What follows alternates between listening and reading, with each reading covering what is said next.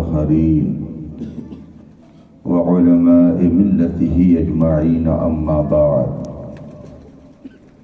أعوذ بالله من الشيطان الرجيم بسم الله الرحمن الرحيم ومن يؤت الحكمة فقد أوتي خيرا كثيرا صدق الله العظيم وصدق رسوله النبي الأمين الكريم ونحن على ذلك لمن الشاهدين والشاكرين والحمد لله رب العالمين۔ اسٹیج پر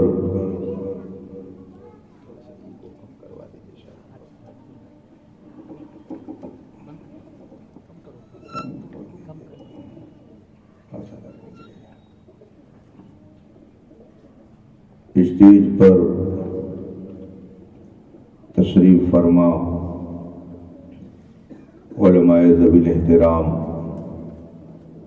طلبہ علوم نبوت،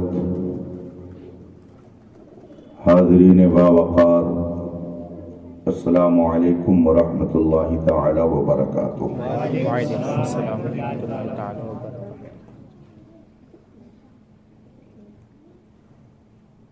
حضرات،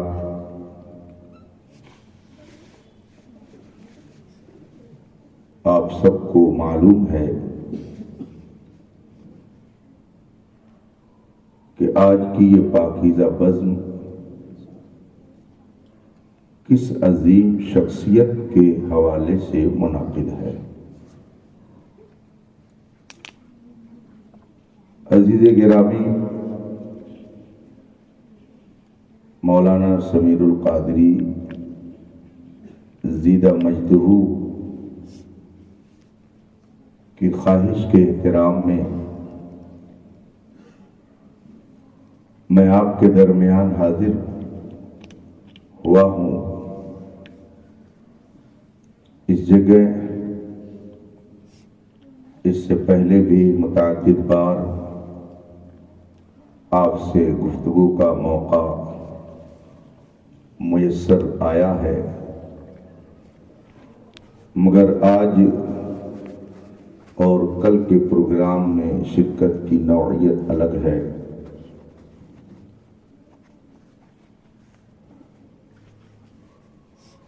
میری معلومات کے مطابق شاید آدونی کی تاریخ میں یہ پہلا اتفاق ہو کہ بچیاں فاضلہ بن رہی ہوں اور انہیں بخاری شریف کی آخری حدیث کا درس اس قدر اہتمام کے ساتھ دلایا جا رہا ہو۔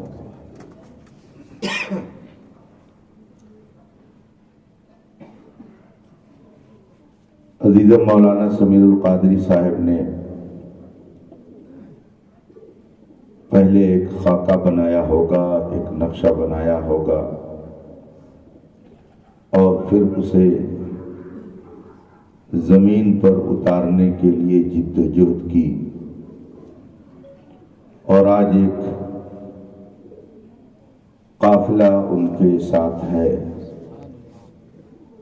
تو میں ان کی طرف سے یہ شعر کہہ سکتا ہوں کہ میں تو تنہا ہی چلا تھا جانب منزل مگر، میں تو تنہا ہی چلا تھا جانب منزل مگر، لوگ یوں آتے گئے اور کارواں بنتا گیا۔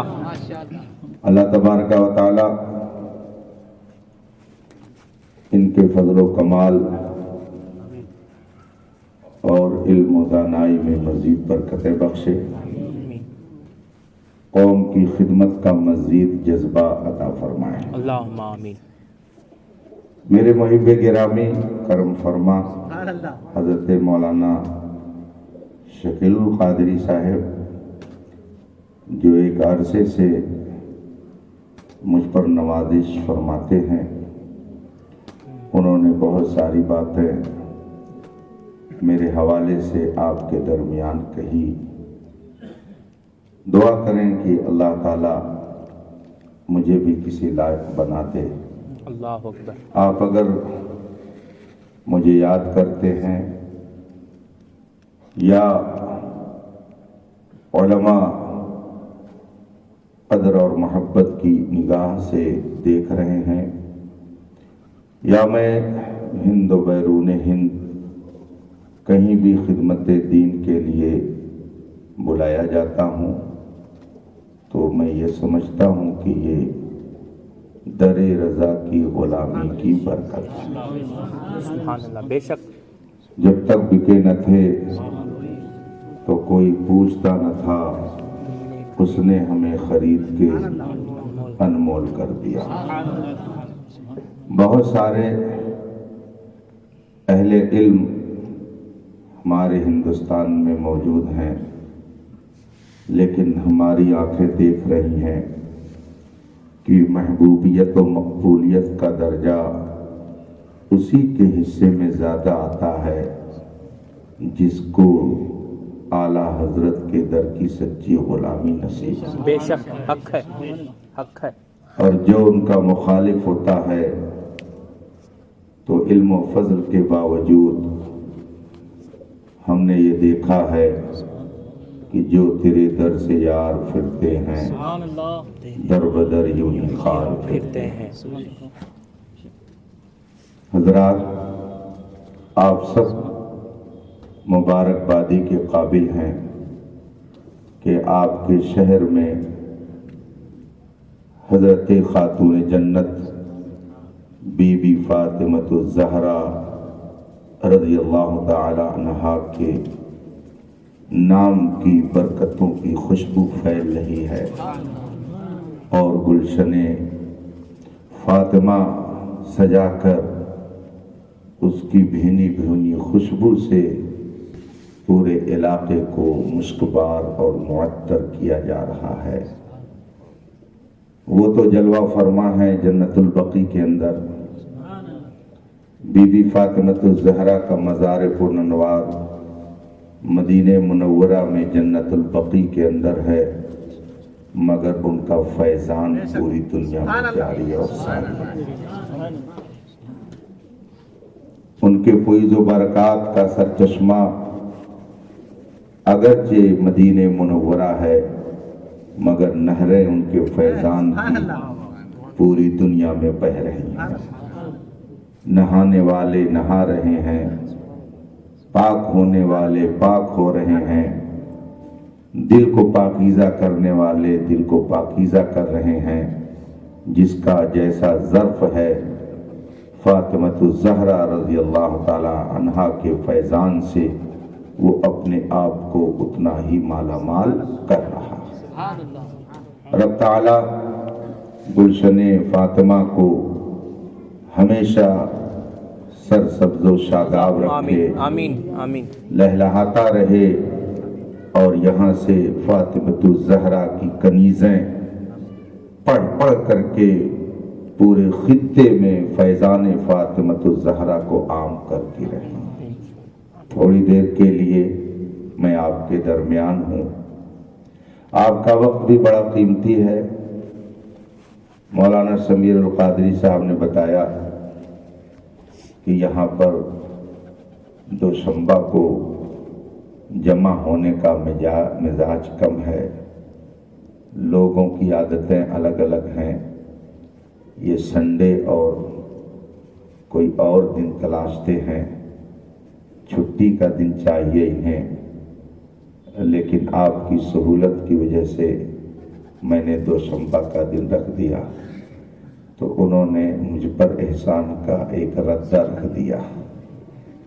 لیکن میں بھی آپ کا شکر گزار ہوں کہ آپ نے اپنا قیمتی وقت عطا کیا ہے.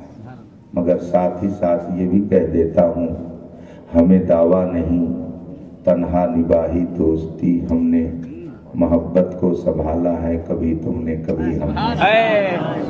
آپ اگر اس آبادی سے آئے ہیں تو میں کم از کم 1000 کلومیٹر دور سے تو آپ کے درمیان آیا ہی ہوں.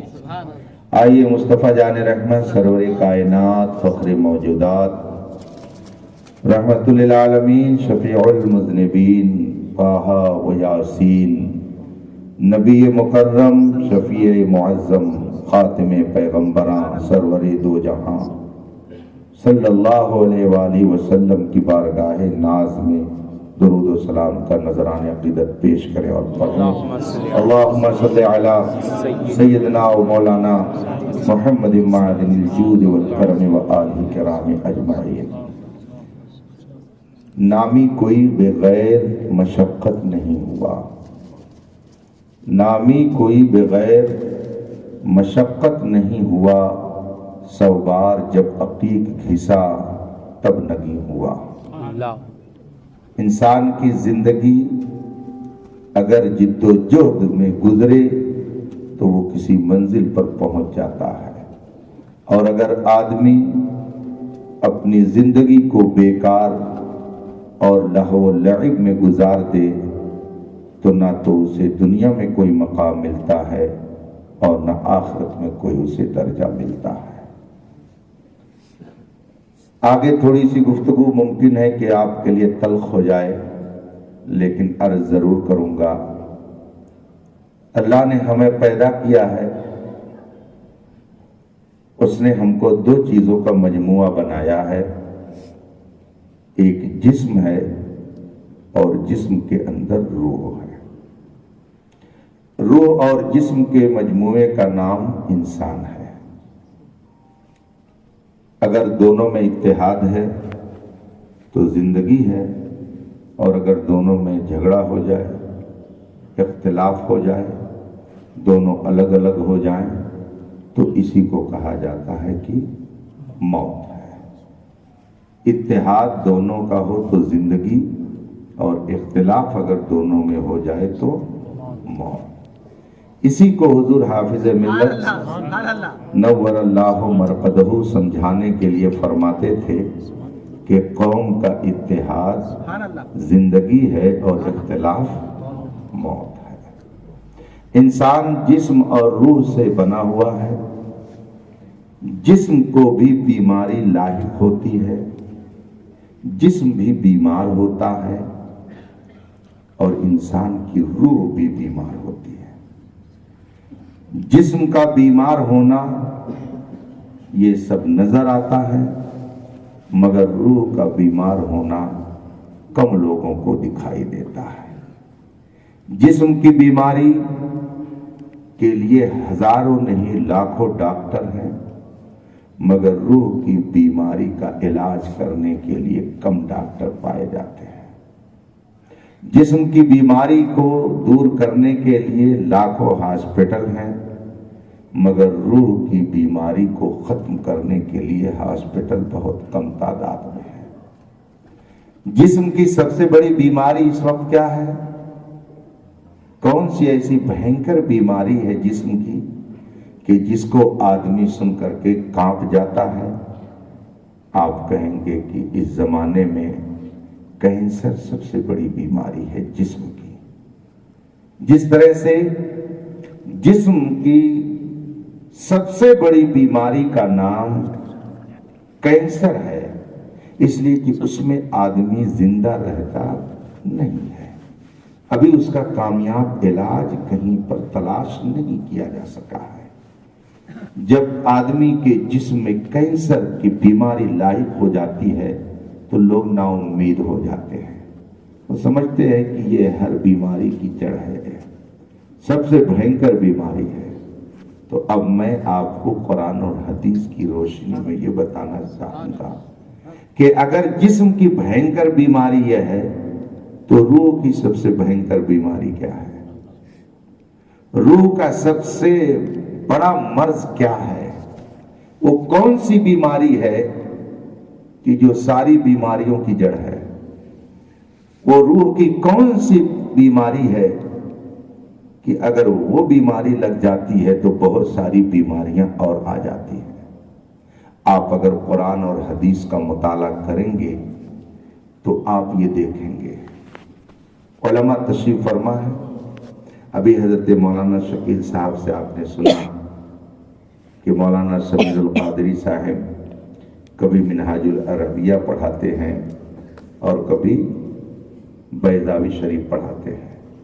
بیضاوی شریف قرآن کریم کی تفسیر کی بہت ساری کتابیں ہیں، ان میں نہایت اہم کتاب کا نام تفسیر بیضاوی ہے۔ عربی میں یہ قرآن کی تفسیر بڑی معتبر مانی جاتی ہے۔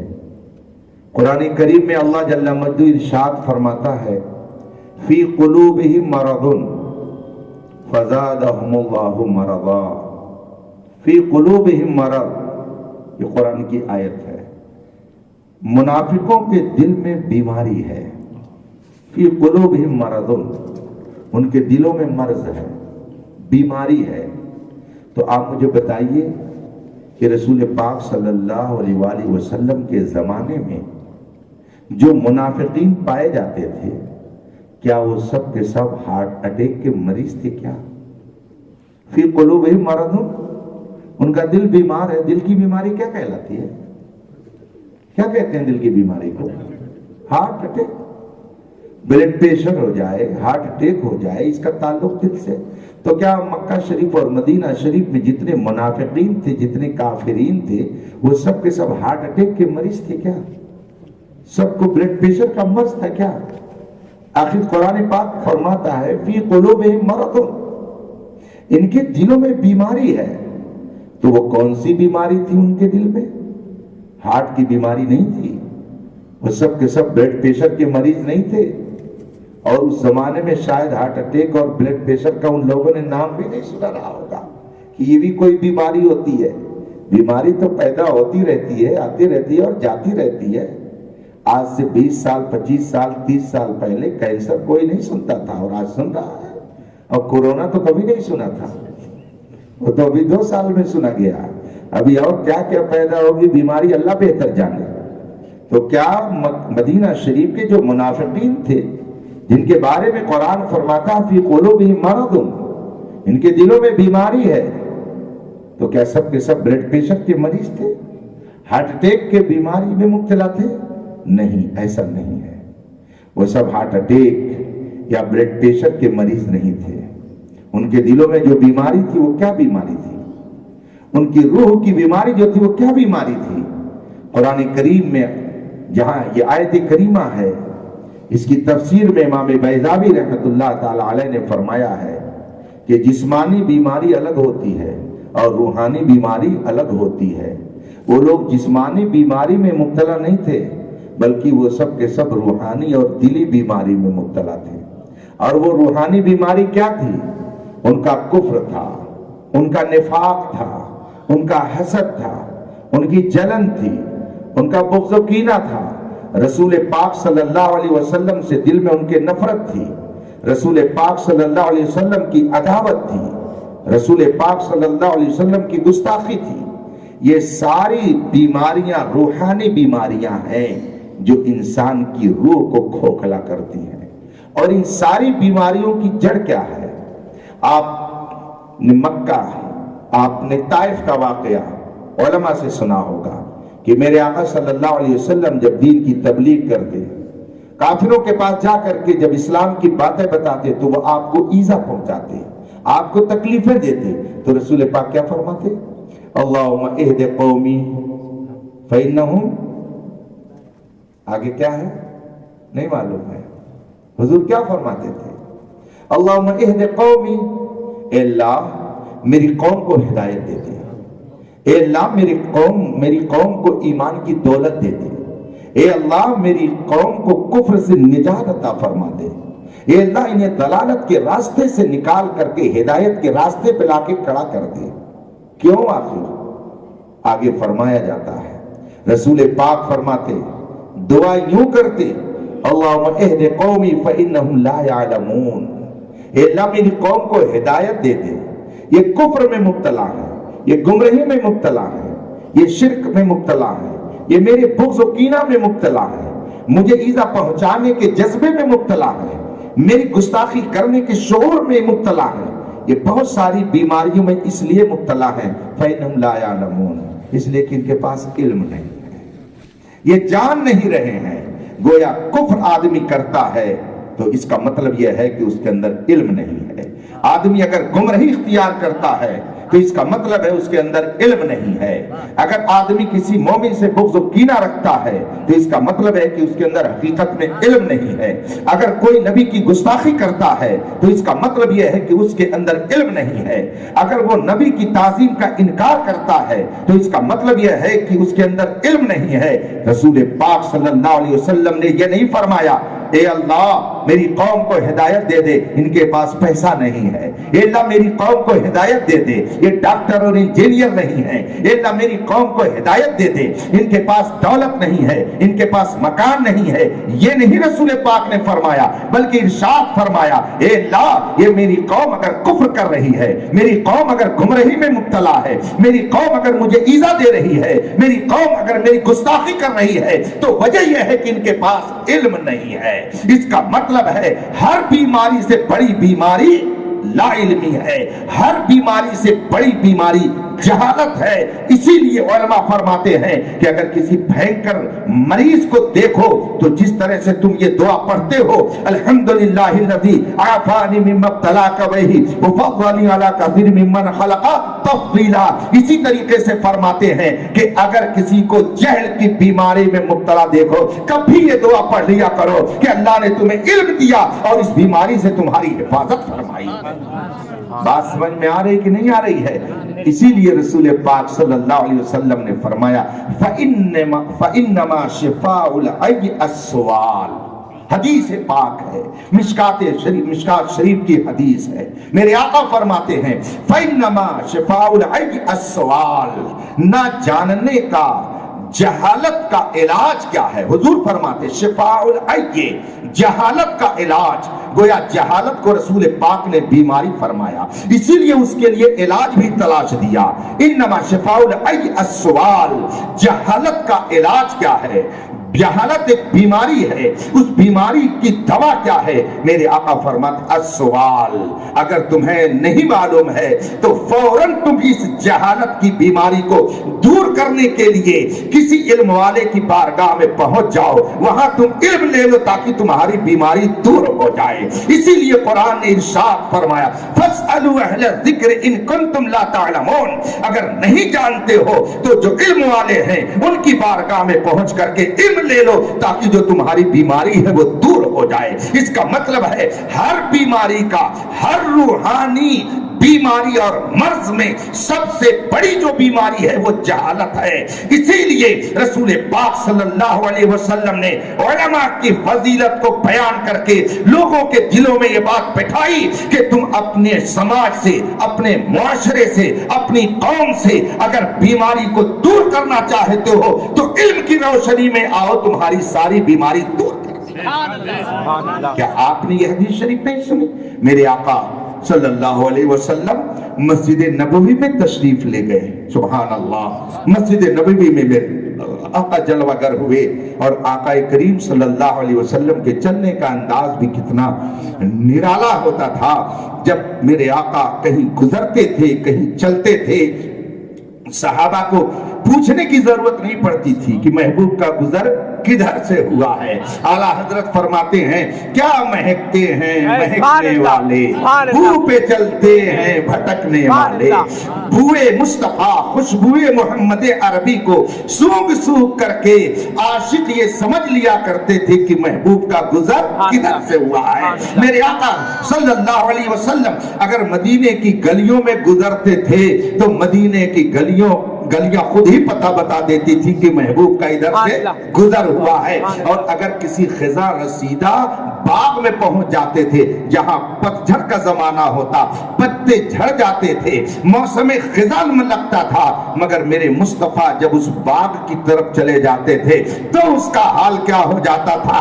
اعلیٰ حضرت فرماتے ہیں وہ سوے لالا زار پھرتے ہیں، تیرے دن اے بہار پھرتے ہیں۔ مصطفیٰ جب کسی باغ میں چلے جاتے، اگر خزاں کا موسم ہوتا تو وہاں بہار آ جاتی تھی۔ رسول پاک صلی اللہ علیہ وسلم مسجد نبوی میں تشریف لے گئے، دیکھا تو کچھ لوگ ادھر بیٹھے ہیں اور کچھ لوگ ادھر بیٹھے ہیں. یہ حدیث پاک کا ترجمہ میں پیش کر رہا ہوں تاکہ وقت آپ کا زیادہ نہ لگے، اس لیے کہ بہت قیمتی وقت میں آپ کا اس وقت لے رہا ہوں. میرے آقا صلی اللہ علیہ وسلم مسجد نبوی میں تشریف لے گئے اور دیکھا کہ دو جماعت الگ الگ بیٹھ کر کے اپنے کاموں میں مصروف ہے.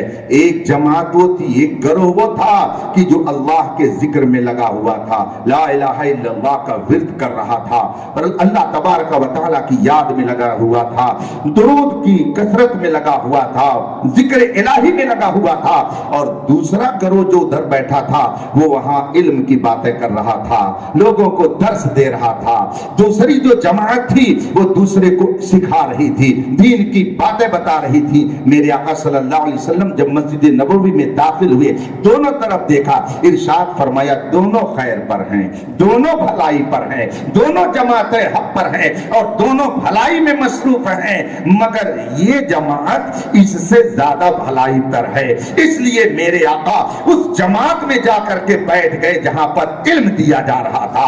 اس سے پتا چلا کہ رسول پاک صلی اللہ علیہ وسلم کو وہ محفل زیادہ پسند ہوتی ہے کہ جہاں پر درس و تدریس کا سلسلہ قائم ہوتا ہے. اسی لیے رسول پاک صلی اللہ علیہ وسلم نے ارشاد فرمایا تدارس العلم ساعۃ من اللیل خیر من احیائها، رات کے تھوڑے حصے میں کچھ علم دین پڑھ لینا اور پڑھا دینا، سن لینا اور سنا دینا، خیر من احیائها، یہ پوری رات نفل نماز پڑھنے سے افضل ہے. اسی لیے رسول پاک صلی اللہ علیہ وسلم نے علماء کی فضیلت بیان کرتے ہوئے ارشاد فرمایا اغدو عالما او متعلما او مستمعا او محبا ولا تکن الخامس فتہلک. رسول پاک فرماتے ہیں کہ یا تو عالم بنو، اور اگر عالم نہیں بن سکتے ہو تو طالب علم بنو، اور اگر طالب علم بھی نہیں بن سکتے ہو تو جب کبھی موقع مل جائے تو ان کی باتوں کو سن لیا کرو، اور اگر اس کا بھی موقع نہ ملے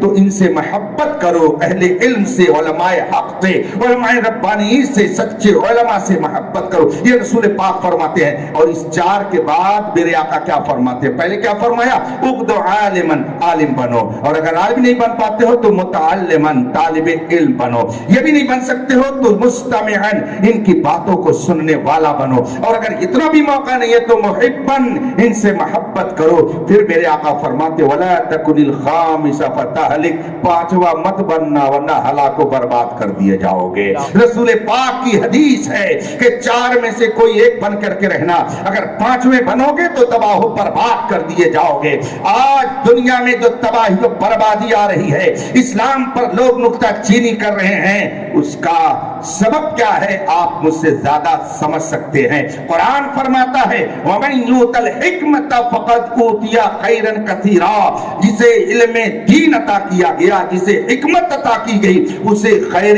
کثیر عطا کیا گیا. خیر کثیر کا مطلب آپ سمجھ ہی نہیں سکتے ہیں، میرے ذہنی میں وہ بات نہیں آ سکتی ہے. آپ کو معلوم ہے یہ علماء بیٹھے ہیں، ہو سکتا ہے اس میں بھی طلبہ موجود ہوں. خیر کا لفظ جو ہے اگر آپ ڈکشنری میں اس کا معنی دیکھنا چاہیں گے تو ملے گا. خیر کا معنی خود ہی ہوتا بہت اچھائی، خیر کا معنی ہی ہوتا ہے بہت اچھا. تو اب خیر کے اندر بہت اچھا کا معنی پایا جاتا ہے. اور پھر آگے کیا فرمایا گیا؟ خیرن. پھر اس کے بعد فرمایا گیا کثیرہ. کثیرہ کا معنی خود ہی کثرت والا ہوتا ہے. خیرن یہ تنوین ہے، نکرہ اس کو لایا گیا ہے، یہ اس کی تعظیم پر دلالت کرنے والا لفظ ہوتا ہے. گویا آپ یہ کہہ سکتے ہیں خیر کثیر کا مطلب ہوتا ہے بہت زیادہ بھلائی. جسے علم دین عطا کیا گیا اسے بہت زیادہ بھلائی عطا کی گئی. اور دنیا کے بارے میں قرآن نے کیا فرمایا؟ قل متاع الدنیا قلیل. اے محبوب آپ فرما دو کہ دنیا کی یہ چیزیں، متاع الدنیا، یہ دنیا کے ساز و سامان، یہ قلیل، یہ بہت تھوڑے ہیں. تو علم دین کو خیر کثیر کہا جا رہا ہے اور متاع دنیا کو قلیل کہا جا رہا ہے. گویا جو صحیح معنی میں عالم دین ہوتا ہے، فقیہ اسلام ہوتا ہے، وہ خیر کثیر رکھتا ہے، اور جو عالم دین نہیں ہوتا ہے اگرچہ وہ پوری دنیا کا حاکم ہو مگر وہ خیر کثیر والا نہیں ہوتا ہے بلکہ متاع قلیل والا ہوتا ہے. یہ میں نہیں کہتا، یہ قرآن کہتا ہے. اس لیے علم دین کی آپ اہمیت کو سمجھیے. یہ علم دین اگر کسی کے اندر آ جاتا ہے تو اپنے وقت کا وہ امیر المومنین فی الحدیث بن جاتا ہے. کہ آپ کو نہیں معلوم ہے حضرت سیدنا امام بخاری رضی اللہ تعالیٰ عنہ یہ فارسیوں نسل ہیں، ان کے دادا پر دادا سلسلہ اوپر چلے جائیے دیکھیں گے تو وہ سب کے سب غیر مسلم تھے، عربی بھی نہیں تھے، فارسی نسل کے تھے، مجوسیوں نسل تھے. مگر علم دین جب حضرت سیدنا امام بخاری نے حاصل کیا تو تقریباً 1200 سال سے پوری دنیا علم پر حکومت کر رہے ہیں اور پوری دنیا میں انہیں امیر المومنین فی الحدیث کا لقب دے کر کے یاد کیا جاتا ہے. اس کا مطلب ہے کہ آدمی جب علم دین حاصل کر لیتا ہے رب قدیر کے کرم سے اس کے دامن میں حکمت و دانائی کے کوہر آ جاتے ہیں تو اگرچہ وہ کسی علاقے کا ہو، اگرچہ وہ غریب ہو مگر وہ غریب نہیں رہتا ہے بلکہ حقیقت میں وہ امیر بن جاتا ہے. اگر وہ کالا ہے تو علم حاصل کرنے کے بعد وہ کالا نہیں مانا جاتا ہے، وہ گورا مانا جاتا ہے. آپ دنیاوی اعتبار سے دیکھ لیجئے ذرا سا، اگر کوئی لڑکا آپ کے محلے کا ڈی ایم بن گیا اور دیکھنے میں وہ کچھ اور ہی لگ رہا تھا لیکن جو ہی ڈی ایم بن گیا تو بڑے بڑے لوگ سوچتے کاش میرے گھر اس کا رشتہ ہو جاتا تو بہت اچھا ہوتا. اب تک وہ کھلا کلوٹا تھا لیکن جب علم اس نے حاصل کر لیا اور ایک منصب اس کو مل گیا تو لوگوں کی نظروں میں اس کی وقار بڑھ گئی، اس کا وقار بڑھ گیا. اس کا مطلب ہے کہ اگر آدمی علم حاصل کر لیتا ہے تو اگر پہلے ذلیل ہو تو اب عزت والا ہو جائے گا، اگر پہلے بیمار ہو تو اب شفا یاب ہو جائے گا، پہلے اگر مصیبت میں مبتلا ہو تو اب وہ مصیبتوں سے چھٹکارا پا جائے گا، اور اگر پہلے وہ غربت زدہ ہو تو علم حاصل کرنے کے بعد رب کے کرم سے اس کو دولت عطا کر دی جاتی ہے. سبحان اللہ. یہ ہے علم کی برکت، یہ ہے علم کا مقام. رسول پاک صلی اللہ علیہ وسلم کے بارے میں قرآن کریم میں فرمایا گیا قل رب زدنی علما. اے میرے محبوب تم اپنے رب سے جب دعا کرو تو یہ کہو رب زدنی علما، اے اللہ اے میرے رب میرے علم میں اضافہ فرما. پورے قرآن میں کسی چیز کے اضافے کی دعا کی تعلیم نہیں دی گئی ہے. اگر تعلیم دی گئی ہے تو صرف اس چیز کی کہ اے محبوب اپنے رب سے کسی چیز کو اگر زیادہ مانگو تو علم زیادہ مانگو. رب زدنی علما، اے اللہ تو میرے علم میں اضافہ کر دے، میرے علم میں زیادتی کر دے. یہ قرآن کریم فرماتا ہے. آپ مجھے بتائیے جو عالم ما کان و ما یکون ہو، جو ساری کائنات کا علم رکھتا ہو، حضرت امام بوصیری رحمت اللہ تعالی علیہ قصیدہ بردہ شریف میں کیا فرماتے ہیں؟ فَإِنَّ مِن جُودِكَ الدُّنْيَا وَغَرَّتَهَا وَمِنْ عُلُومِكَ عِلْمَ اللَّوْحِ وَالْقَلَمِ.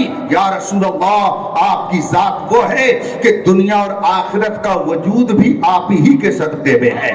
آپ نہ ہوتے تو نہ زمین ہوتی نہ آسمان ہوتا، نہ یہ کائنات ہوتی نہ وہ کائنات ہوتی. دنیا اور آخرت جو بھی وجود میں آئی ہے یا رسول اللہ آپ ہی کے صدقے میں وجود میں آئی ہے. وَمِنْ عُلُومِكَ عِلْمَ اللَّوْحِ وَالْقَلَمِ، اور لوح اور قلم کا جو علم ہے یا رسول اللہ وہ آپ کے علم کا ایک حصہ ہے. لوح و قلم کا سارا علم وہ علم مصطفیٰ کا ایک حصہ، جس کو اتنا علم عطا کیا گیا اسے کہا جا رہا ہے کہ رب سے دعا کرو رب زدنی علما، اے رب میرے علم میں اضافہ فرما، میرے علم میں زیادتی فرما. یہ قرآن کی تعلیم ہے. اس لیے عزیزان ملت اسلامیہ اگر آپ نے علم نہیں حاصل کیا تو گویا آپ نے اپنے مقصد زندگی کو جانا ہی نہیں. قرآن کا سب سے پہلا پیغام جو خدا کی طرف سے قرآن نے ہمیں سنایا ہے وہ کیا ہے؟ اقرا اقرا، پڑھو پڑھو.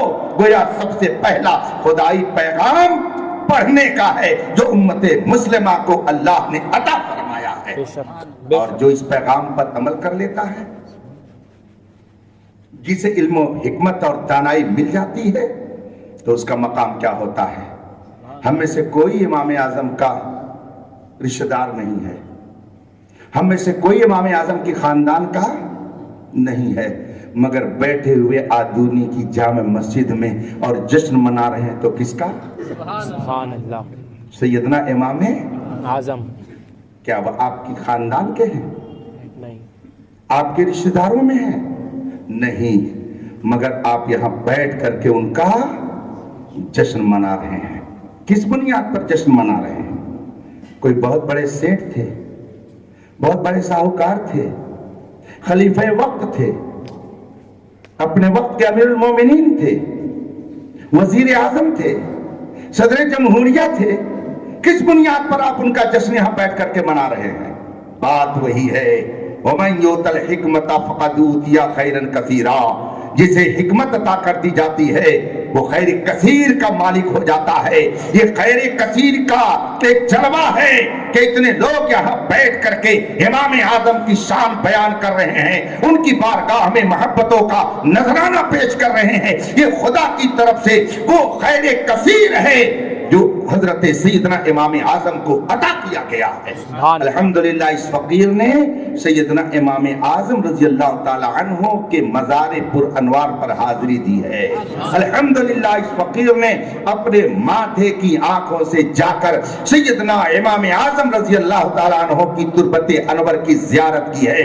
ان کے سب سے قریبی شاگرد حضرت سیدنا امام ابو یوسف رضی اللہ تعالی عنہ کے مزار پر انوار پر بھی حاضری دے کر کے فیض و برکات کا اکتساب کیا ہے. عراق معلّہ بغداد مقدس میں ان بزرگوں کے آستانے آج بھی مرجع خلائق ہے.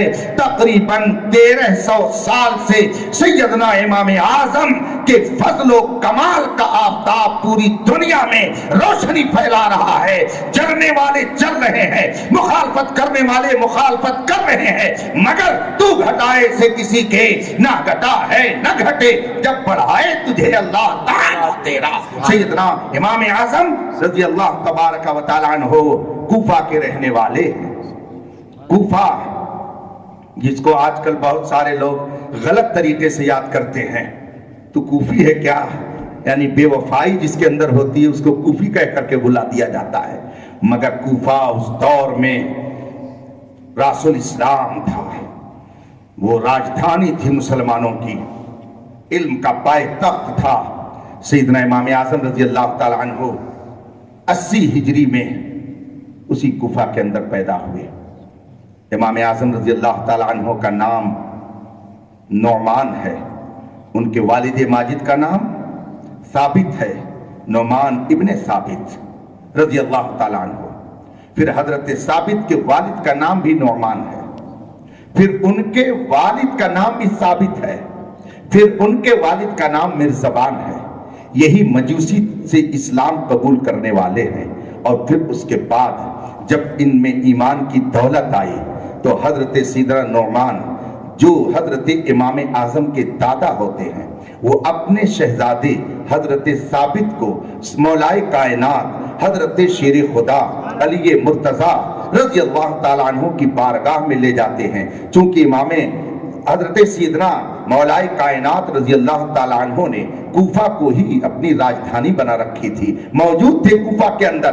امام اعظم کے دادا امام اعظم کے والد ماجد کو لے جا کر کے پیش کرتے ہیں کہ یہ میرے گھر شہزادہ پیدا ہوا ہے. سیدنا مولائے کائنات شیر خدا علی رضی اللہ تعالی عنہ نے دعا دیتے ہوئے فرمایا اس کی نسل سے فیض و برکات کا سرچشمہ جاری ہوگا.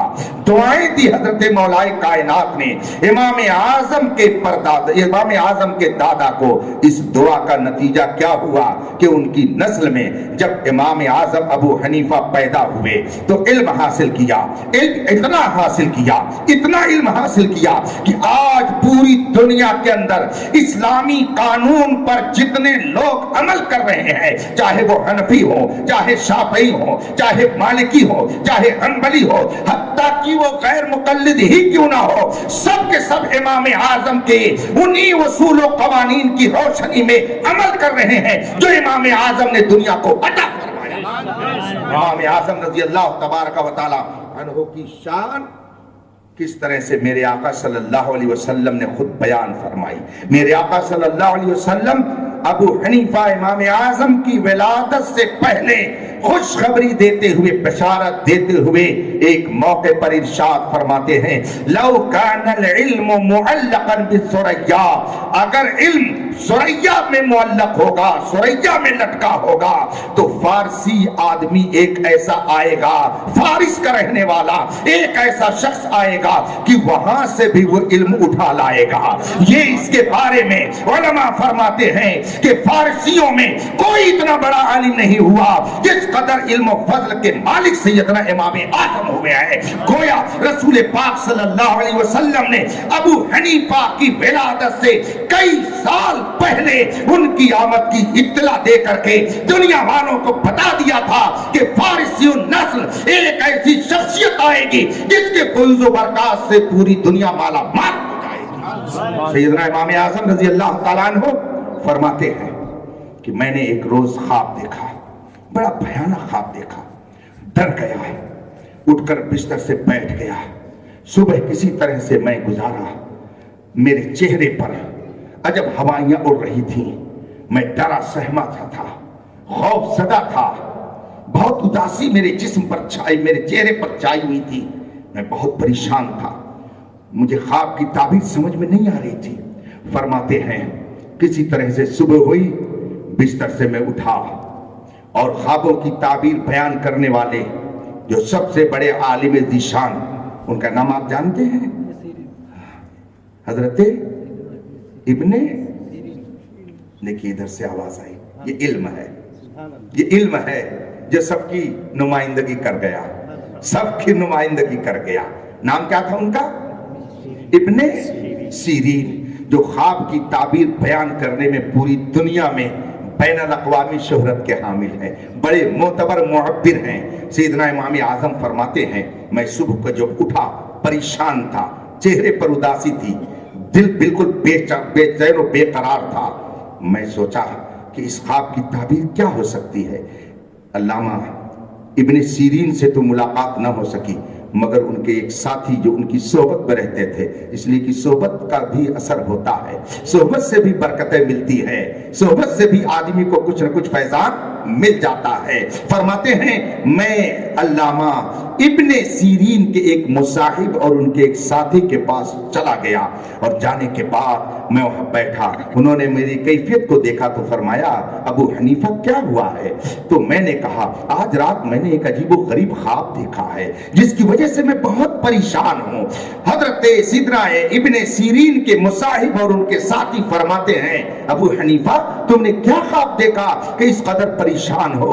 حضرت امام اعظم رضی اللہ تعالیٰ عنہ فرماتے ہیں میں نے خواب دیکھا ہے کہ رسول پاک صلی اللہ علیہ وسلم کی جسم مبارک کی استخوان مبارک یعنی ہڈی الگ الگ ہو گئی ہے, اور میں نے دیکھا کہ ہڈیوں کو میں مناسب جگہوں پر رکھ رہا ہوں. اگر ہاتھ کی ہڈی الگ ہوئی ہے تو ہاتھ میں لگا رہا ہوں, پیر کی ہڈی الگ ہوئی ہے تو پیر سے جوڑ رہا ہوں. اتنا بھیانک میں نے خواب دیکھا ہے, اور جب سے میں نے یہ خواب دیکھا ہے میں حیران و پریشان ہوں. یا اللہ ماجرا کیا ہے, معاملہ کیا ہے؟ ایسا بھیانک میں نے خواب دیکھا ہے کہ رسول پاک کی جسم اقدس کی ہڈیوں کو میں الگ الگ دیکھ رہا ہوں اور پھر اسے جوڑ رہا ہوں. جو ہی امام اعظم نے خواب سنایا, علامہ ابن سیرین کے ساتھی نے فرمایا تمہارے لیے مبارکبادی ہے, گھبرانے کی ضرورت نہیں ہے, تم کو پریشان ہونے کی ضرورت نہیں ہے. یہ خواب تو بہت پسندیدہ ہے, بہت بابرکت ہے, بہت مبارک ہے. امام اعظم فرماتے خواب یہ مبارک ہے؟ کہا ہاں یہ خواب بہت مبارک ہے, تمہارے لیے خوشخبری ہو, تمہارے لیے مبارکبادی ہو. امام اعظم فرماتے ہیں کیا مطلب ہے اس خواب کا؟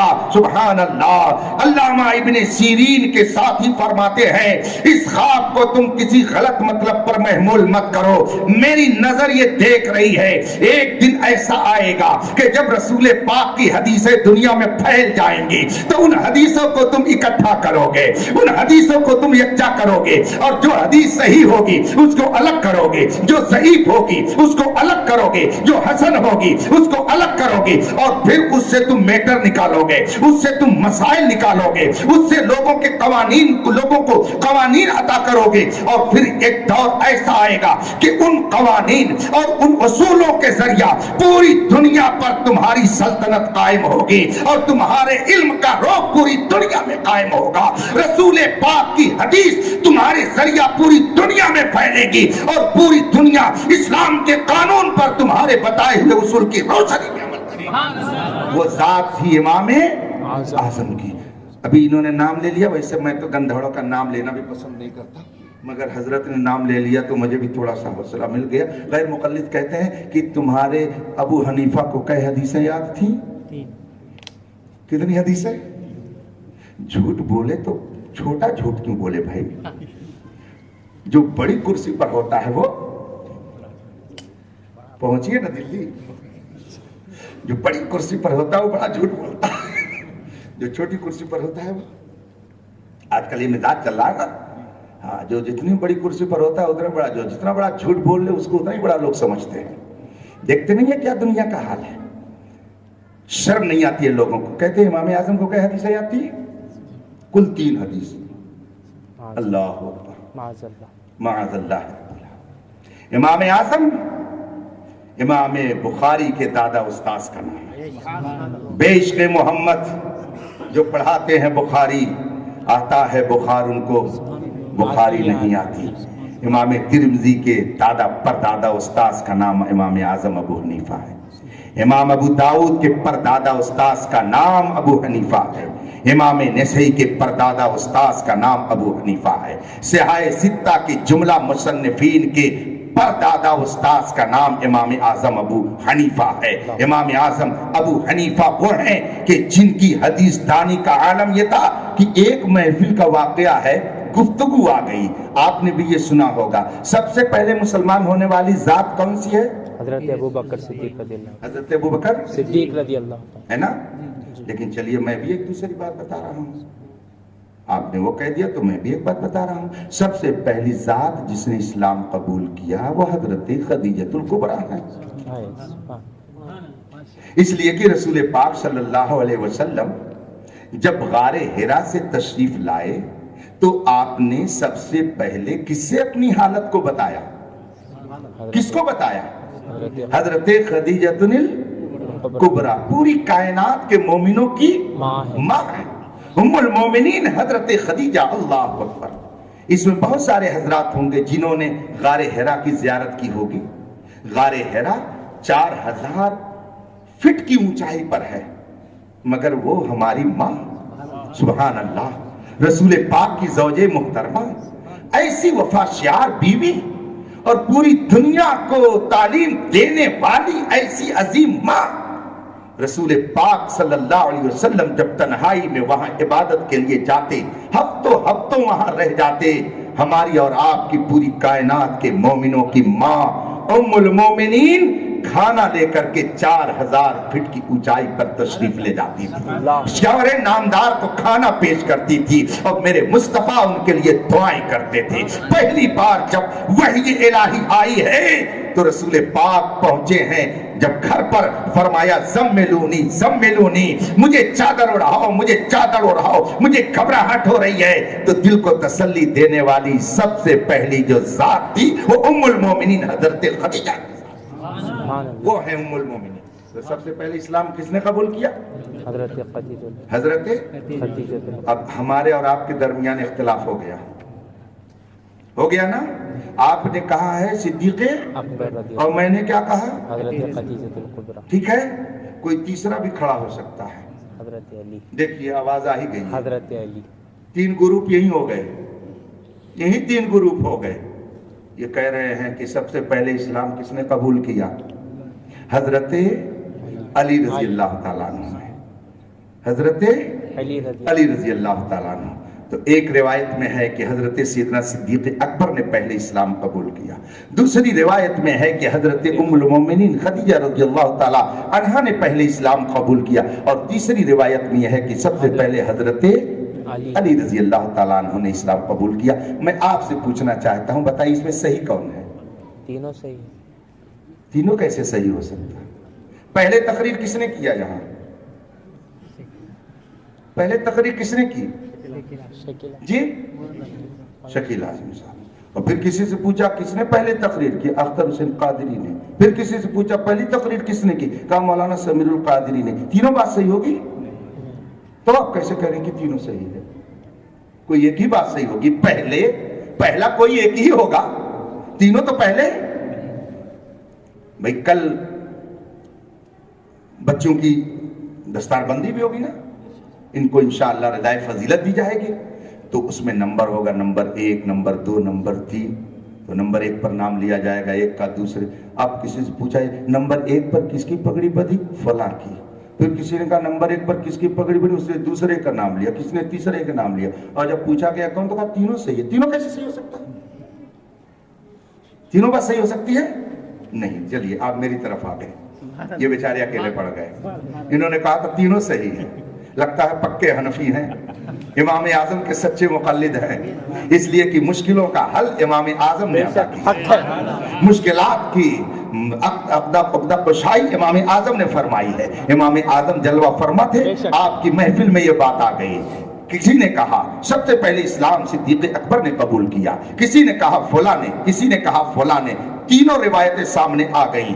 امام اعظم رضی اللہ تعالیٰ عنہ بھی اسی محفل میں تشریف فرما ہے. کوئی کہہ رہا ہے یہ صحیح ہے, کوئی کہہ رہا ہے یہ صحیح ہے, کوئی کہہ رہا ہے یہ صحیح ہے. اس لیے کہ تینوں کیسے صحیح ہو سکتے ہیں؟ مگر قربان جائیے میرے امام اعظم پر, سبحان اللہ, ہزاروں رحمتیں ہوں ان کی تربت انور پر. فرماتے ہیں اس میں آپ لوگوں کو پریشان ہونے کی کیا ضرورت ہے؟ تینوں صحیح ہے, تینوں برحق ہے, تینوں روایتیں اپنی جگہ پہ صحیح ہے. کم وقت کہتا ہے کہ 3 ہی حدیث آتی ہے, یہاں 3 حدیث ایک ہی محفل میں ہے, اور 3 حدیث کا جواب امام اعظم اسی محفل میں دے رہے ہیں. لیکن خدا جب دین لیتا ہے تو عقلیں چھین لیتا ہے. امام اعظم رضی اللہ تعالیٰ عنہ فرماتے ہیں یہ بھی صحیح ہے, یہ بھی صحیح ہے, یہ بھی صحیح ہے. لوگوں نے پوچھا حضور کیسے تینوں صحیح ہے؟ تینوں کیسے صحیح ہو سکتی ہے کہ پہلے اس نے قبول کیا, پہلے اس نے قبول کیا, پہلے اس نے قبول کیا؟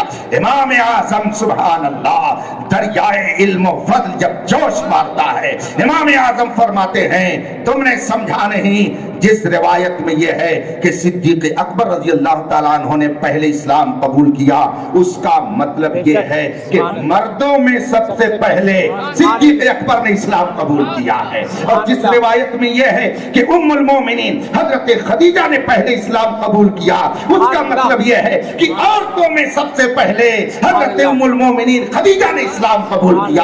اور جس روایت میں یہ ہے کہ سب سے پہلے حضرت علی نے اسلام قبول کیا, اس کا مطلب یہ ہے کہ بچوں میں سب سے پہلے مولا کائنات شیر خدا. سبحان اللہ, سبحان اللہ. یہ ہے ہمارے امام اعظم, یہ ہے امام اعظم. اللہ تبارک و تعالی امام اعظم کے فیض و برکات سے ہمیں اور آپ کو مالا مال فرمائے. آمین. کشف المحجوب کتاب کا نام ہو سکتا ہے آپ نے سنا ہو, حضرت داتا گنج بخش. بزرگوں کا نام یاد رکھنا چاہیے. جو بزرگوں سے کٹے گا نا وہ کہاں جائے گا کچھ کہا نہیں جا سکتا ہے. کٹی پتنگ جو ہوتی ہے نا وہ کہاں جا کر کے گرتی ہے؟ کچڑے میں گرے, نالی میں گرے, کسی کے گھر میں گرے, دکان میں گرے, مکان میں گرے, کھلیان میں گرے, نجاست میں گرے, طہارت میں گرے. کہاں جا کر کے کٹی پتنگ گرے گی کچھ کہا نہیں جا سکتا. مگر تیرے غلاموں کا نقشے قدم ہے راہ خدا, وہ کیا بہک سکے جو یہ سراغ لے کے چلے. اسی سراغ پر رہیے گا انشاءاللہ, یہاں بھی سرخرو رہیں گے اور وہاں بھی سرخرو رہیں گے. حضرت داتا گنج بخش رضی اللہ تعالیٰ, نام تو سنا آپ نے. ان کی کتاب کا نام ہے کشف المحجوب. محجوب کتاب کا نام ہے. میں اپنے نوجوانوں سے کہوں گا پڑھیں آپ. اب تو ہر زبان میں کتاب بہت زیادہ دستیاب ہے, اردو میں, انگلش میں, ہندی میں, گجراتی میں, کنڑ میں, ملیالم میں, ہر زبان میں اسلامی لٹریچرز موجود ہے. آپ پڑھیے. ابھی 3-4 ہفتہ پہلے میں نے ایک نیوز سنی تو مجھے بہت افسوس ہوا. نیند تو نہیں آ رہی ہے؟ نہیں. 2-4 منٹ اور دے رہے ہیں نا؟ ارے آپ دے رہے تو میں بھی دے رہا ہوں. اور بولیے. ایک نیوز رپورٹر نیوز دے رہا تھا, ہو سکتا ہے آپ نے بھی سنی ہو, مگر میں نے سنا تو مجھے بہت افسوس ہوا.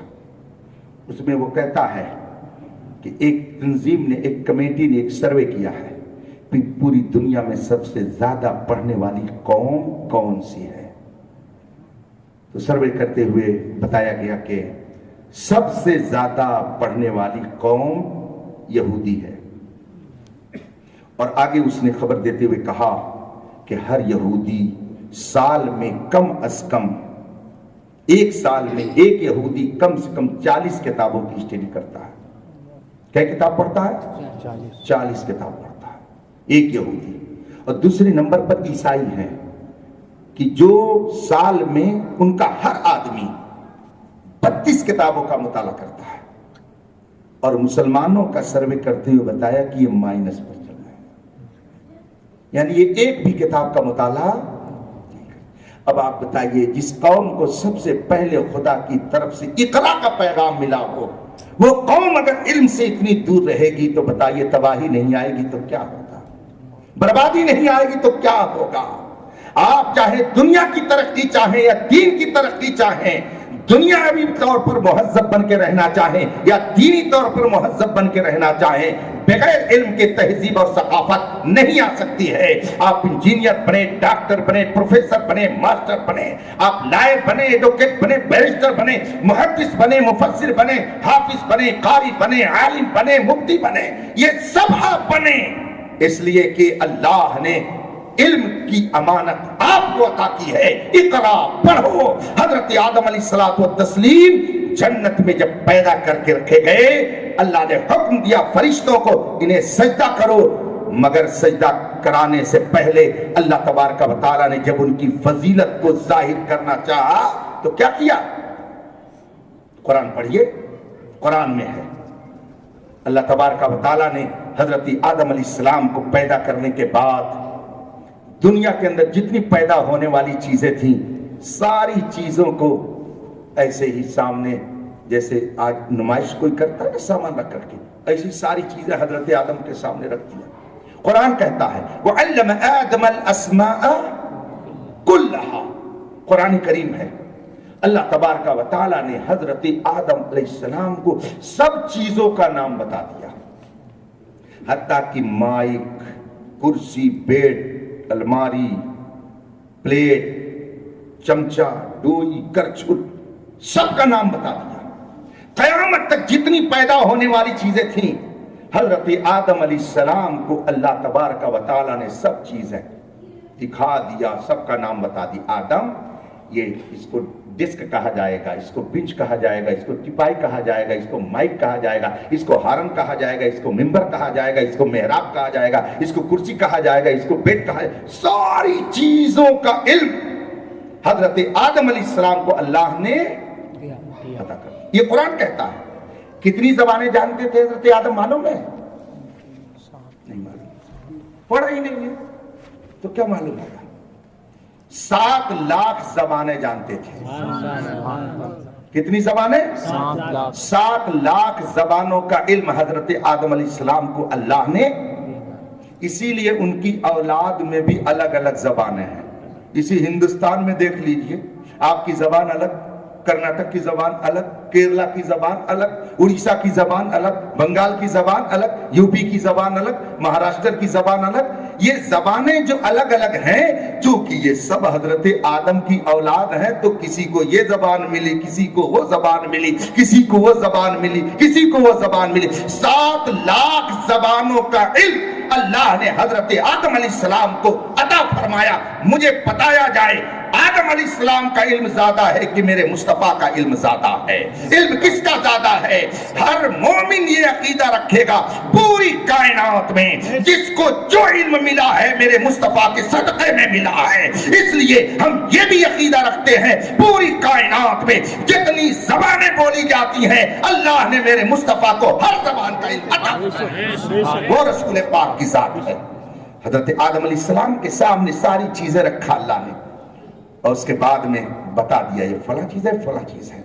قرآن نے کتنا بہترین نقشہ کھینچا. ثم عرضهم على الملائکہ، ثم عرضهم على الملائکہ. پھر ان ساری چیزوں کو فرشتوں کے سامنے پیش کیا.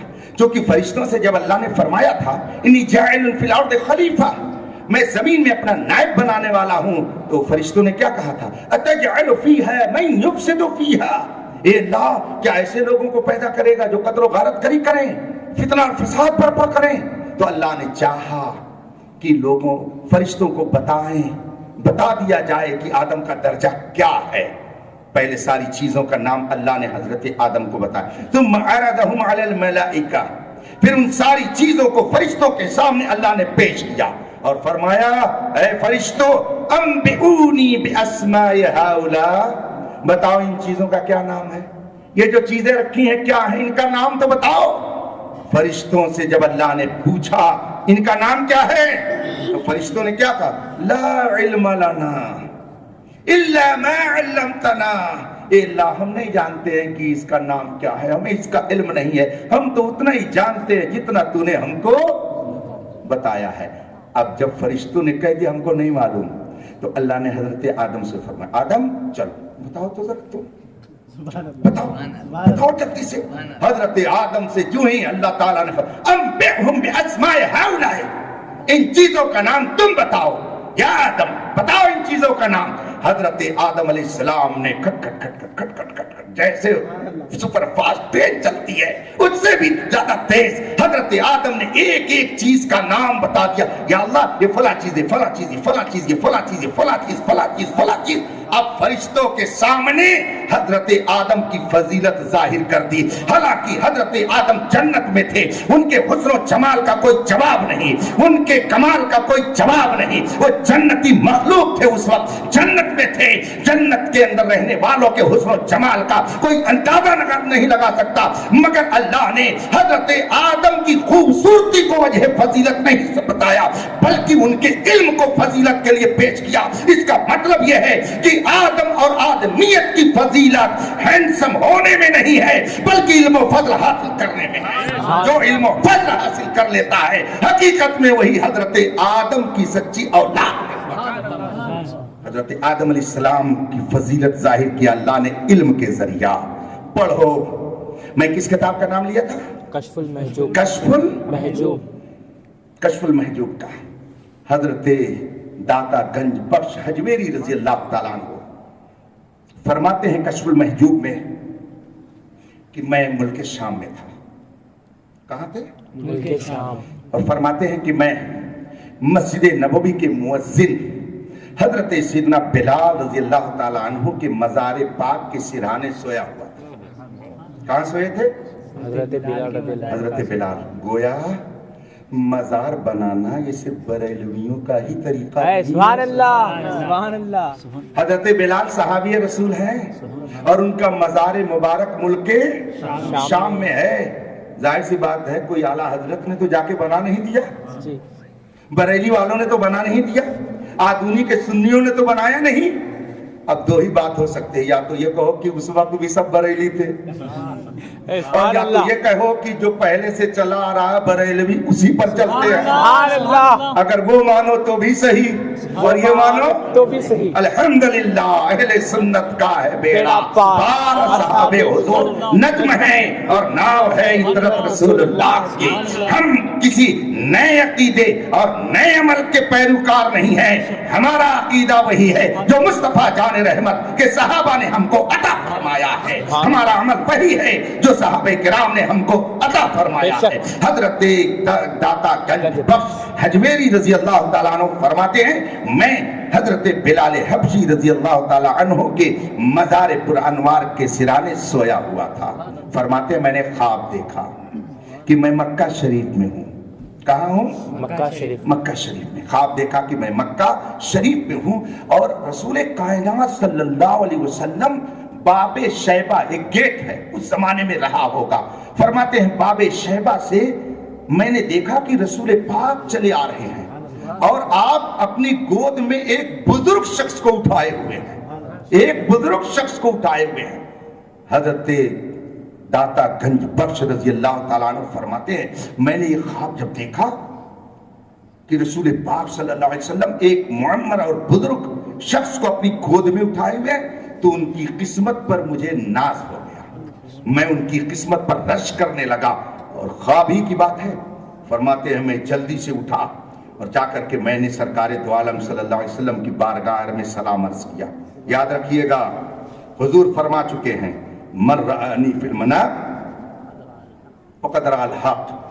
जिसने मुझे ख्वाब में देखा उसने मुझी को देखा। फइन्न शैतान ला यतमस्सलु बी, इसलिए कि शैतान मेरी मिसाल बनकर नहीं आ सकता। वो तो आज के इंसान जो शैतान है कहते हुजूर हमारी मिसल है, वरना शैतान भी ये जुरात नहीं कर सकता है कि वो अपने आप को हुजूर की मिसाल बन करके पेश करे। ये उससे भी 4 कदम शैतानत में आगे हैं जो कहते हुजूर हमारी तरह है। शैतान जैसा कमबख्त हिम्मत नहीं कर पाता है कि हम ख्वाब में उनकी तरह बन करके आए। ये कमबख्त उससे भी आगे बेअदबी करता और कहता हुजूर हमारी तरह है। मगर ये तो बरेलवियों का अकीदा है जो हजरत जिब्रील के जरिया हम तक पहुंचा है। जब रसूल कायनात ने पूछा था जिब्रील तुमने कायनात को देखा है, ये तो बताओ मेरी तरह भी कहीं तुमने किसी को देखा? हजरत जिब्रील ने अर्ज की थी कल्लतुल अर्द मशारिकहा व मगारिबहा फलम अरा मिस्लका कत्तु या रसूल अल्लाह, मैंने जमीन को उलट पलट करके देखा मगर आप जैसा मैंने किसी को नहीं देखा। इसी की तर्जमानी करते हुए मेरे आला हज़रत फरमाते हैं यही बोले सिदरा वाले चमने जहां के थाले सभी मैंने छान डाले तेरे पाएगा न पाया तुझे एक ने एक बनाया तुझे नारे तकबीर, नारे रिसालत, कलामे हुजूर आला हजरत, कलामे रसा जिंदाबाद। कश्फुल महजूम में ये वाक़या फरमाते हैं कि मैंने देखा सरकार को ख्वाब में एक बुजुर्ग शख्स को गोद में लिया रहे, तो उनकी किस्मत पर मुझे फख्र होने लगा। मैं जल्दी से रसूल पाक की बारगाह में हाजिर हुआ। कौन फरमाते हैं? दाता गंज बख्श। हाँ, वो भी बरेलवी थे। कहा सुभान अल्लाह। मेरे भाइयों, आप समझो फितनों के हजूम में अगर आप अपने ईमान की हिफाजत चाहते हो तो इधर उधर भटकने की जरूरत नहीं है। और अगर कोई भटक रहा हो तो उससे मैं अब अदब से कहूंगा कि इन उलमाए अहले सुन्नत के दामन में हो लो और बरेली की चौखट पे चल करके बोलो मैं मुजरिम हूँ मुझे साथ ले लो कि रस्ते में हैं जा बजा थाने वाले। हाँ, आला हजरत का एहसान है कि उन्होंने हमारे ईमान की हिफाजत का सामान फराहम किया। 1000 किताब लिख करके आला हजरत ने तमाम बातिल फिरकों को जिस तरह से बेनकाब किया और रसूल पाक की मोहब्बत का जाम पिलाया। दुनिया के जिस खित्ते में चले जाइए जहां भी अहले सुन्नत के मानने वाले हैं, हर मिंबर मेहराब से आप ये आवाज सुनेंगे डाल दी कल्ब में अज़मत मुस्तफा सय्यदी आला हजरत पे लाखों सलाम। बेशक दाता गंज बख्श हजवेरी फरमाते हैं मैं खुशी में मचल गया और नबी करीम की बारगाह में हाजिर होकर के मैंने अर्ज की या रसूल अल्लाह ये कौन बुजुर्ग हैं जिनको आपने गोद में उठा रखा है? अब एक बात मेरी समझ में इस वक्त ये आई, एक बात आई जहन में कि हजरत दाता गंज बख्श सहाबी रसूल तो है नहीं? है नहीं, सहाबी नहीं है ना जी। हुजूर के 300 साल के बाद ना दुनिया में तशरीफ फरमा हुए, तो वो सहाबी नहीं है ना जी। तो इसका मतलब कि उन्होंने सरकार को देखा था तो कैसे पहचान लिया? कैसे पहचान लिया? इसका मतलब यह है कि अल्लाह के जितने महबूब हैं सब दरबार रिसालत में हाजिर रहते हैं, सब दरबार रिसालत में हाजिर रहते हैं। गुलाम कैसा जो अपने आका को न पहचाने? सुभान अल्लाह। गुलाम कैसा जो अपने आका को न पहचाने? और अल्हम्दुलिल्लाह सुम्मा अल्हम्दुलिल्लाह हम लोग भी ऐसे गुलाम हैं कि जरूर आका हम लोगों को पहचानते हैं। सुना है आप हर आशिक के घर तशरीफ लाते हैं, मेरे घर में भी हो जाए चराना या रसूल अल्लाह। गुलामाने मोहम्मद दूर से पहचाने जाते हैं। वो गुलाम कैसा जो अपने आका को न पहचाने? वो महबूब कैसा जो अपने मुहिब को न जाने?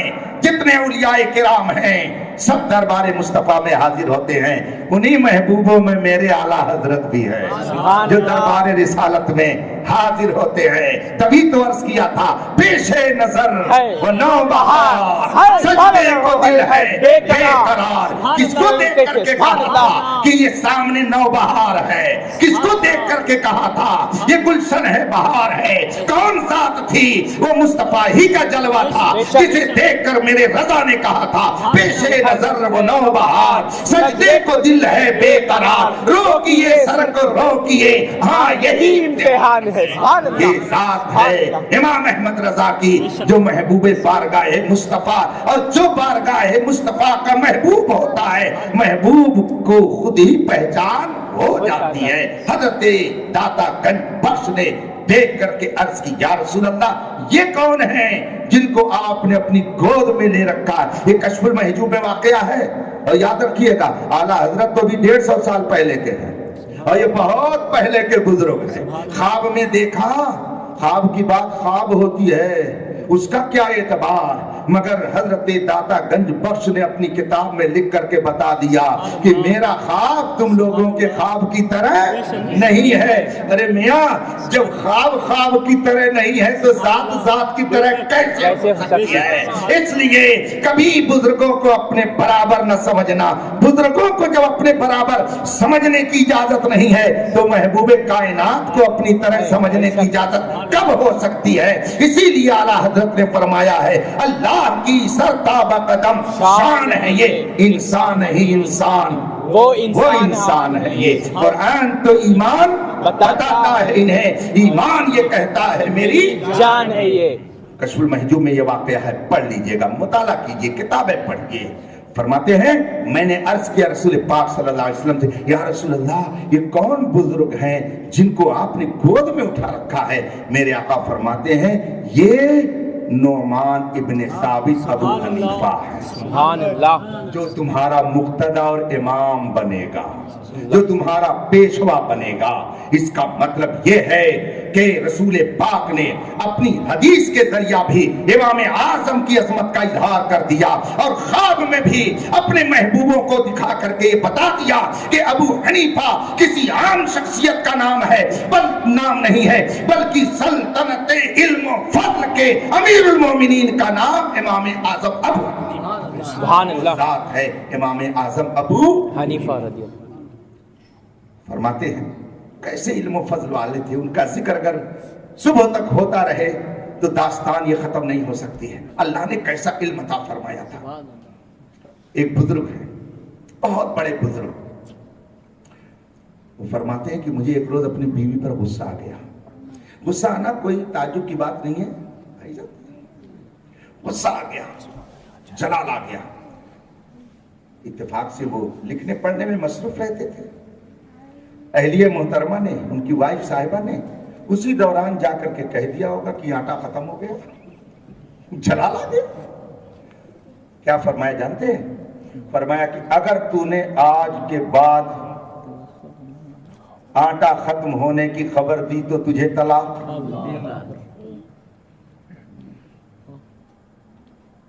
आटा खत्म होने के बारे में अगर लिख करके तुमने मुझे पैगाम दिया तो तलाक। किसी भी तरह से तुमने आटा खत्म होने की अगर मुझको खबर दी तो तुझे तलाक। अब कह तो दिया, अब वो खुद भी परेशान, उनकी अहलिया भी हैरान कि आखिर आटा तो किसी न किसी दिन खत्म होगा ही, कहना पड़ेगा ही ऐसे कि आटा खत्म हो गया, और जो ही मैं खबर दूंगी मेरे ऊपर क्या पड़ जाएगी? तलाक पड़ जाएगी। अब वो परेशान, मियाँ बीवी दोनों परेशान। ये अल्लाह के बहुत बड़े बुजुर्ग का वाकया है, आलिम रब्बानी का वाकया है, बहुत बड़े इल्म फज़ल वाले का वाकया है ये। उनकी अहलिया परेशान, सोचा कि इसका हल अब क्या होगा। मियाँ भी परेशान, बीवी भी परेशान। फरमाती है मैंने सोचा चलो कोई हल इसका पेश करे या ना करे, अबू हनीफा तो जरूर इसका हल पेश कर देंगे। फरमाती है कि मैं इमाम आजम के पास गई और मैंने जाकर के कह दिया मेरे मियाँ ने ऐसी ऐसी कसम खाई है, करूं तो क्या करूं, आटे की खबर तो देनी ही पड़ेगी, लेकिन यूं ही खबर दूंगी। उन्होंने कह दिया है कि अगर तूने आटा खत्म होने की खबर दी तो तुझको तलाक। लिख करके दिया तो तलाक, कह करके दिया तो तलाक। करूं तो क्या करूं? इमाम आजम फरमाते ये कौन सा मुश्किल मसला है? सुभान अल्लाह, जिस समत आ गए सिक्के बिठा दिए हैं। सुभान अल्लाह, फरमाते ये कौन सा बहुत मुश्किल मसला है? कहा अरे इतना मुश्किल मसला, और आप फरमाते हैं कि मुश्किल मसला नहीं। कहा ये कोई मुश्किल मसला नहीं है, तो बहुत आसान है, तलाक भी नहीं पड़ेगी, खबर भी होती रहेगी। अहलिया मोहतरमा ने कहा हुजूर जल्दी बताइए वो कौन सी सूरत है कि खबर भी हो जाए और तलाक भी न पड़े? इमाम आजम फरमाते हैं कि जब रात को तुम्हारे मियाँ पायजामा उतार करके सोए, जिस दिन आटा खत्म हो जाए तो उस थैले को ले जा करके उनके इजार बंद में बांध देना। बात समझ में आ रही है ना? बात तो समझ रहे हैं ना? इजार बंद समझ रहे हैं ना? पायजामा जिससे बांधा जाता है डोरी, तो क्या बोलते हैं? नाड़ा। नाड़ा में ले जाकर के बांध देना।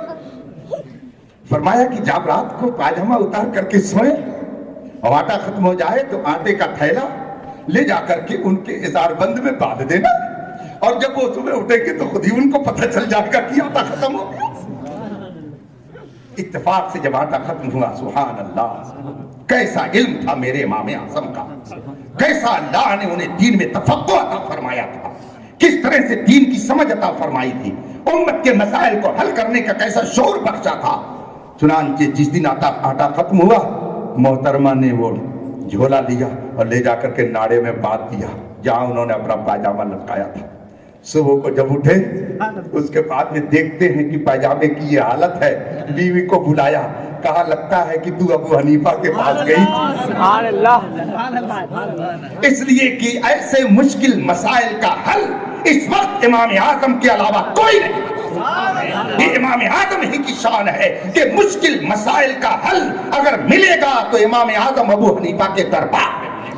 अल्लाह तबारक व तआला हमें उनके फैज़ व बरक़ात से माला माल फरमाए, और जश्न इमाम आजम के सदक़े में गुलशन फातिमा को दिन दूनी रात चौगुनी तरक्की अता फरमाए।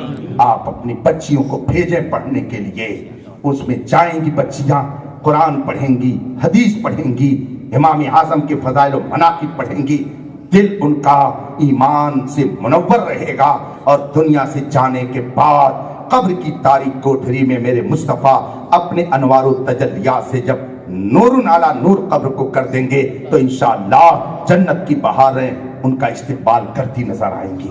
इसलिए आप अपने बच्चों को, बच्चियों को पढ़ाएं।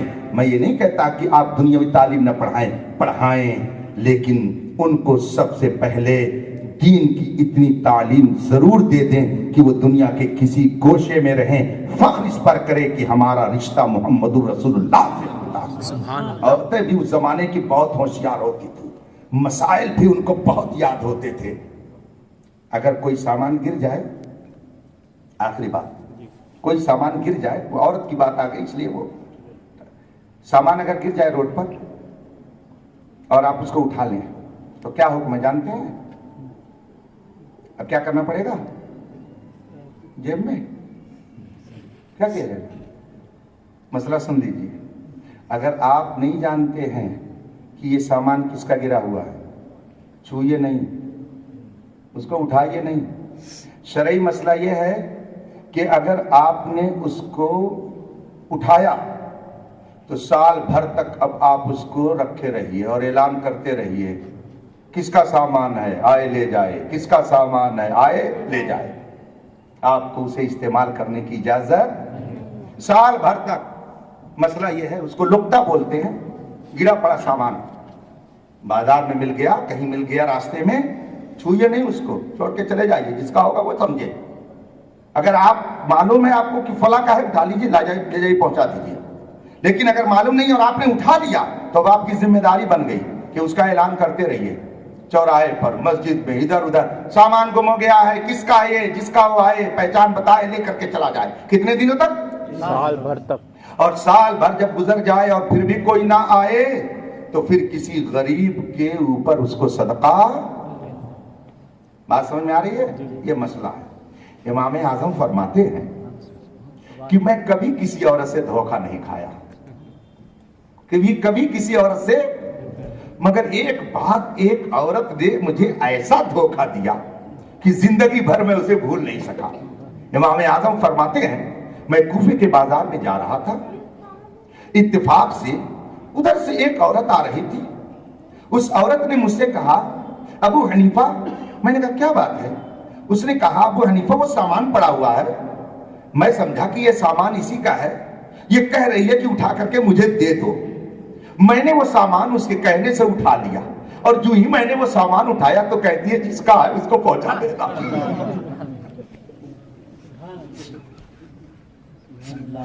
امام اعظم فرماتے ہیں میں کبھی عورت سے دھوکہ نہیں کھایا، مگر پہلی بار اس عورت سے دھوکہ کھایا، اور زندگی بھر یہ بات یاد رہی۔ جو اس نے کہا ابو حنیفہ یہ سامان گرا ہوا ہے، اس کو اٹھا لو، تو میں سمجھا کہ اسی کا ہے، گرا ہوا ہے، اس کو اٹھا کے دینا ہے۔ اور جب میں نے ہاتھ میں لے لیا تو کہتی کیا ہے؟ ابو حنیفہ یہ سامان جس کا ہے اس کو تم پہنچا دینا۔ میں تکتا رہ گیا کہ کتنی عقل مند یہ عورت ہے، کتنی ہوشیار یہ عورت ہے۔ امام اعظم رضی اللہ تعالیٰ عنہ کے زمانے میں عورتوں کے علم کا یہ حال تھا، عورتوں کا علم ایسا تھا، وہ جانتی تھی کہ جب اس کو اٹھا لیں گے تو جس کا ہے اس تک پہنچانا پڑے گا، ان کو رکھنے کی اجازت نہیں ہے۔ یہ مسئلہ وہ عورت بھی جانتی تھی، اس لیے اپنی بچیوں کو پڑھا کر کے سیدتنا فاطمہ الزہرا کی سچی کنیز بنائیے، اور امام اعظم رضی اللہ تعالیٰ عنہ کے فیض و برکات ان کے دامن میں ڈالیے، تاکہ یہاں بھی سرخرو رہی اور وہاں بھی سرخرو رہی۔ وآخر دعوانا الحمدللہ رب العالمین۔ السلام۔